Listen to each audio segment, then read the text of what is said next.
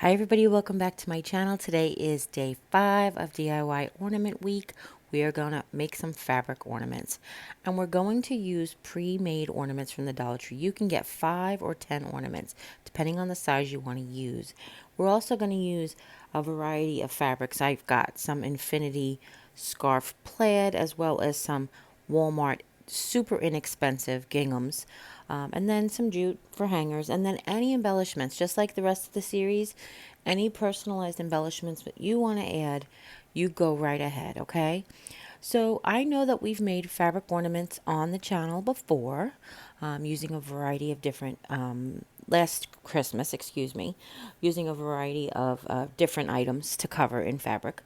So I'm just going to show you here. Actually, it was a request to one of my subscribers messaged me and said, how do you do this? And I was like, well, I have a DIY from last year, but what I'm going to do in this video is not only show you again how to do that, but I'm also going to show you how to do 2 different ones as well.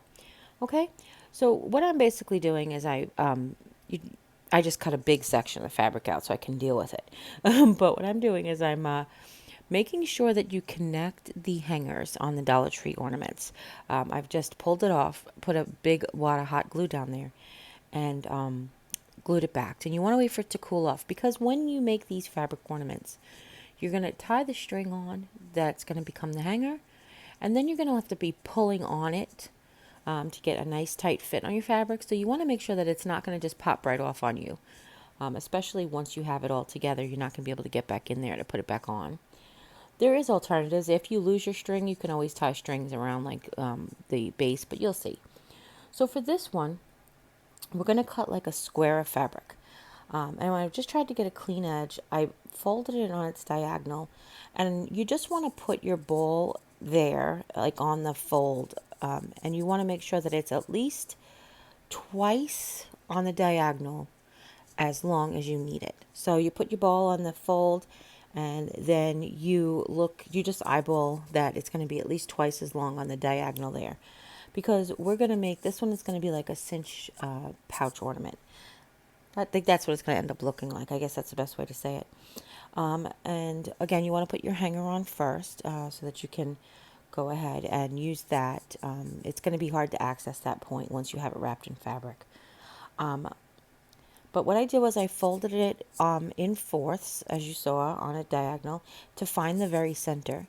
And once you find that, it's very easy. You just drop the opposite of the hanger part, basically the bottom of the ball, directly in there, so you can get nice even scoopage. And this particular fabric from Walmart is like a nylon rayon, like a rayon, I'm sorry, like a polyester blend is what I should say. So it does have like a really nice good give. So I'm able to pull it tight, and I'm just using a rubber band. You don't have to use a rubber band if you're skillful enough to just tie a string just directly on there, you can. But the rubber band just makes it so easy. You get to, once the rubber band's on there nice and tight, you get to really fluff up your ornament. You get to really play with the corners and make sure that it's even, it's lined up even. You can manipulate it. And you want to make sure all of your bumps and folds are basically pulled through. So what I've done is I've smoothed out the ball by reaching in beyond the rubber band and pulling the fabric that needs to be pulled up to make the ornament nice and uniform and tight. Now I'm just covering the rubber band with jute. You can cover it with ribbon. You can just put embellishments on it. You basically do whatever works for you and your style. You could also take a section of the fabric, like we've used this fabric for lots of ribbons during this week, and you could just cover it with that, and that would look pretty as well. But I just like, I'm the farmhouse kind of girl, so I do the jute, and I have lots of it, and it's super inexpensive, so I love using it. And I'm just really going to just tie this in a bow. So I wrapped it around several times, tied a knot, and then I'm just going to use it to tie a bow. And then the tendrils on the bow are, or the tails on the bow, or however you like them. And that is it for this one, I think. No, you know what? Let's put some berries on it. These are just a little clipping of some Dollar Tree berries that were on a pick. And I think that looks pretty because I like black, white, and red a lot. So here's how this one looks. And again, this is very similar to the one of them that I taught you last year.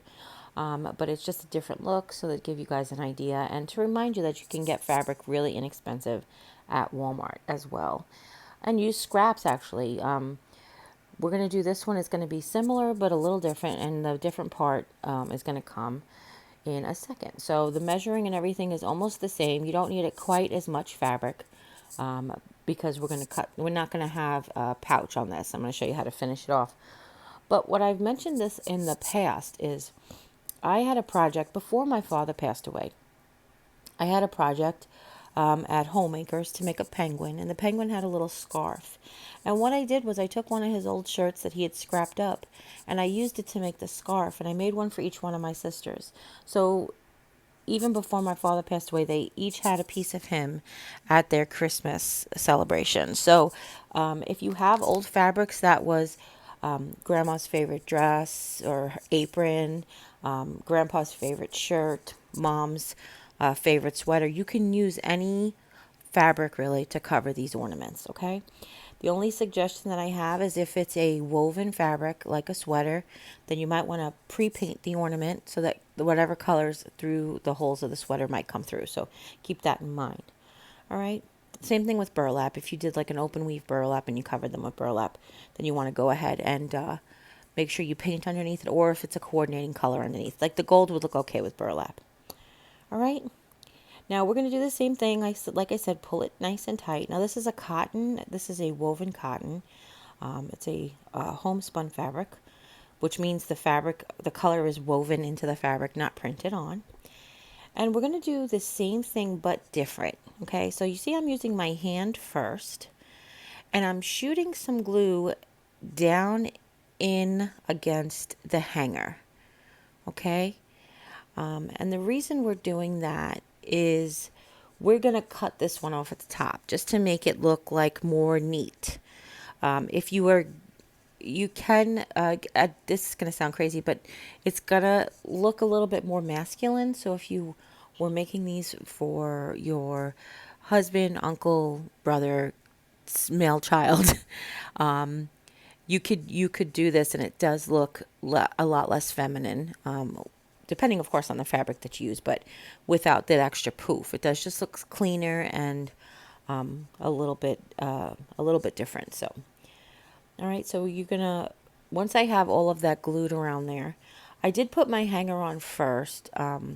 You don't have to put your hanger on this first necessarily, because now it's just going to be in the way, as you see. So what I've done is I've glued down, put the rubber band, then I went ahead and I pulled all the fabric back just to ensure that I had glue around the entire hanger, which is what I'm doing now. Okay? And the reason I'm doing that is you really want it to be nice and secure with the glue. So when we cut it off, it's not going to fall apart on you, okay? And now we're just going to cut off all the excess. You don't have to get your initially as close as you want to with your first pass of your scissor. If you get the bulk of the fabric off, then you can kind of see how you need to clean it up a little bit. But as you see, I put the hanger on first, but you don't have to do that because you can see it's now getting in my way, and we will have access to that hanger, so there was really no need to do it early. But now I'm just going to go ahead and clean it up as close to the glue as I can, as close to the topper as I can. All right? And now I'm going to create a bow for it. I've just picked the other mini buffalo check. I thought that was a really cute combination. And I'm just going to wrap that around the top that I had cut off and create a bow. So now if this was going to be for a gentleman, if you wanted to make this like this, if you went ahead and you wrapped that up with the jute, it would feel very ropish and a little bit more masculine. Don't give them a bow if they don't want a bow.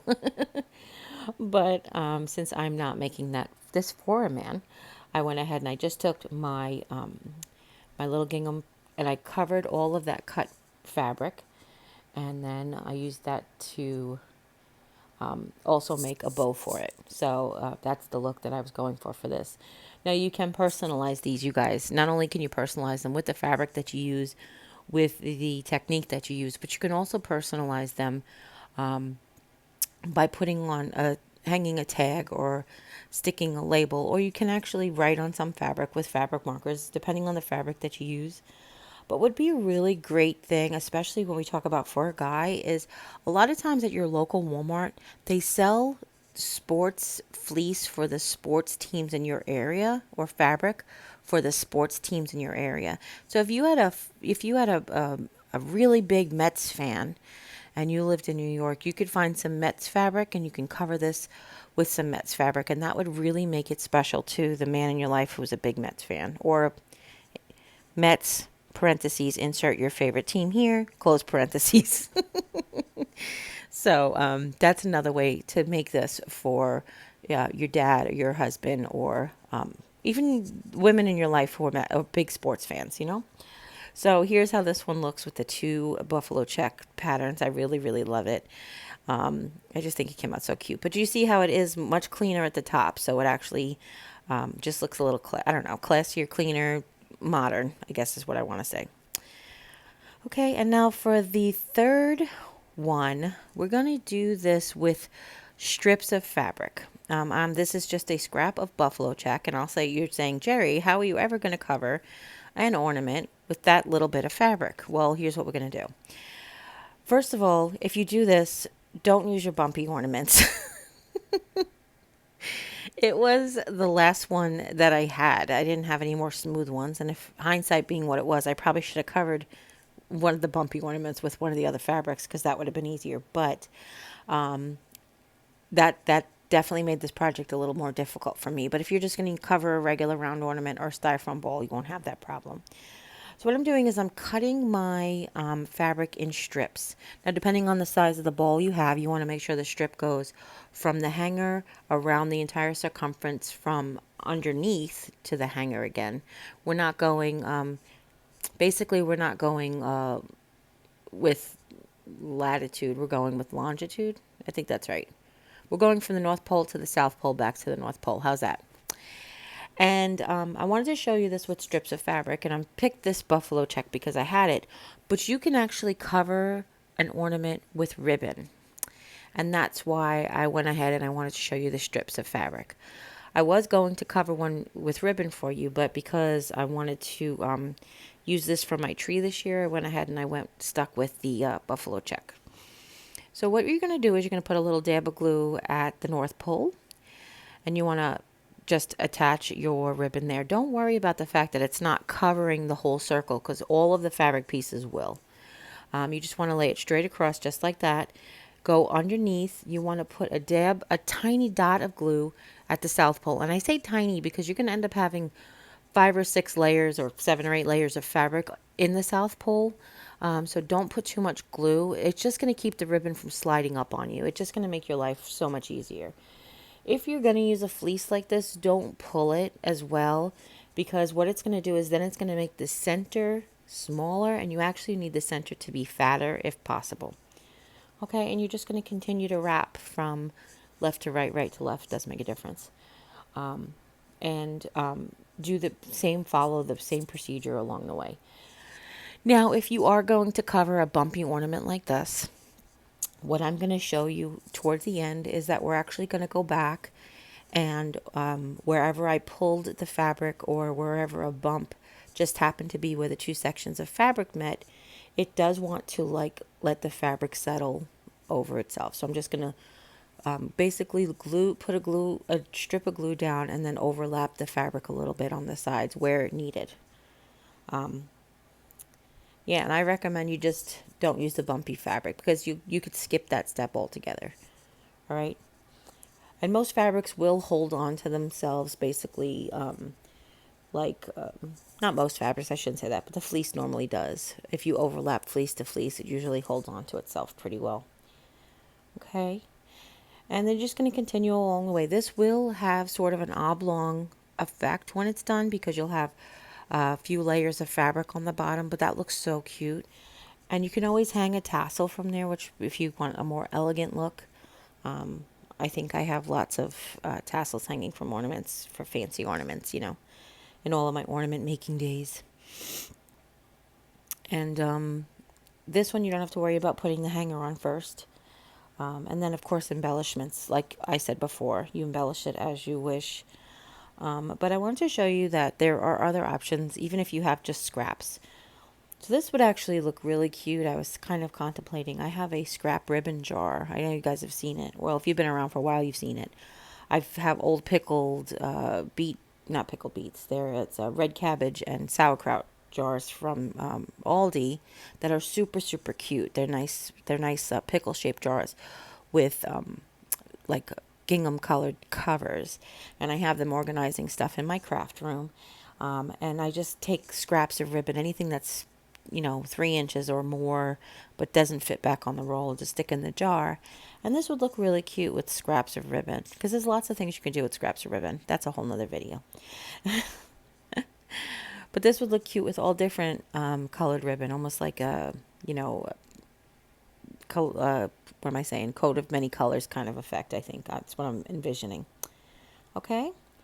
So when you get all done, you don't really worry about the fact that there's, at the top what's going on, the overlapping, because it's all fabric, as you can see there. It's all the same fabric. You can't really notice it as much. If you use different ribbons or different fabrics, just as long as you kind of keep a pattern, it'll look very pleasant to the eye. So either way. All right. So here's where I'm showing you that we do have a couple of movages, and this is really honestly because I used that stupid ornament. So I just fixed up all of those overlappies. And now I'm going to make a bow for it. This is just a really easy bow. I had a scrap of red burlap left, and it was not enough to make an actual bow. So I just took and made the 2 loops and I'm tying a piece of baker's twine around it to create a bow, kind of like you would find at the craft store, how it's just like the fabric is looped back on itself and then pinched in the middle and tied with a piece of string. And because, of course, the baker's twine was red and white and my ornament was red and black, I had to fix that. I couldn't have red and white baker's twine on my red and black ornament. Come on, people, you have to know me by now. So I went ahead and I just colored in the little white areas with the little black Sharpie. So it looked like red and black. I know, I'm weird. And then I'm just going to glue that at the top. I'm trying to find my best side, which is funny because the best side with the fabric pattern that I liked the most actually had a big glob of glue there. So I'm like, what do you do? Now we're going to go ahead, and put on a hanger, because if we glue the bow on, we might accidentally put glue in the hole, and we don't want to do that.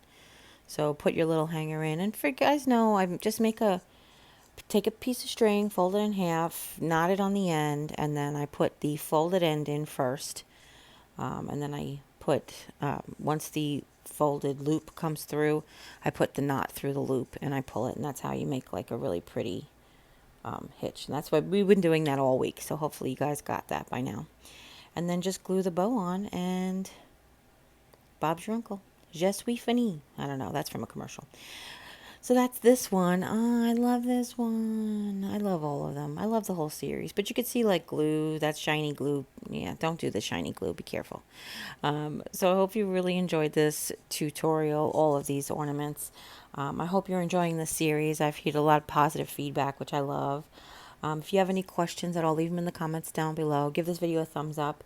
Share with friends and family. Anybody you know might be interested in making one or all of these from the series. And if you haven't yet, click subscribe. And when you do, a little bell will pop up. When you ring that bell, YouTube will let you know whenever I upload a new video. And as always, you take care. God bless. And we'll see you next time. Bye.